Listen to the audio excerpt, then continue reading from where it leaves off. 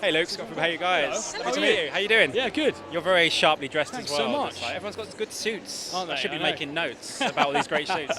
Congratulations on the show. Thank you. It's smally success, tiny. Oh yeah, tiny just a little, show. little Netflix show, It's isn't it? Quite good. Yeah. Have you guys got your heads around just how far this has reached? I mean, it's global. Yeah, I think when it was getting into the millions, you can't really comprehend that number. You know, it's kind of, it doesn't sink in, and it still hasn't now. And actually, it feels like we're being drip fed this like how successful the show is, which is probably the best way. You know, it's like dipping your toes in, especially being in lockdown. When season 1 came out, it was like I was at home with my family in my tracksuit, watching it. You know, obviously the steamy scenes, I left to make a cup of tea and let my family watch that and be really embarrassed. But it was great to have that experience. That was really special to me, and I'll always remember that. But equally, I'm excited to kind of celebrate both seasons right here, right now, with everyone. It's great. Yeah, and you've got this new crop of characters, new blood. Yes. Does that give you a kind of rejuvenate you in terms of coming back for a second season and doing new things? Yeah, with the characters? absolutely. Yeah, you know, there's so many new aspects to the show. Even for example, the guys this year, we've been fencing. We get the pound mile sequence, which is so iconic in the books, which I was so pleased it was in the show because the fans have been nagging me for months to see if it was in there.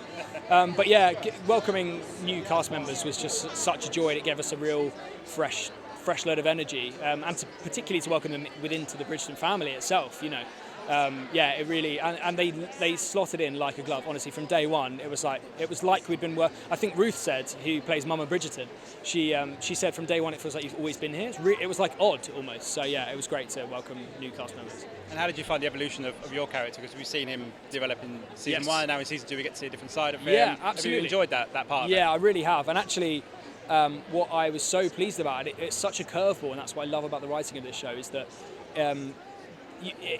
I expected Colin to have gone on his travels and come back a completely changed man, when in actual fact his travels almost stunted his growth and the revelation.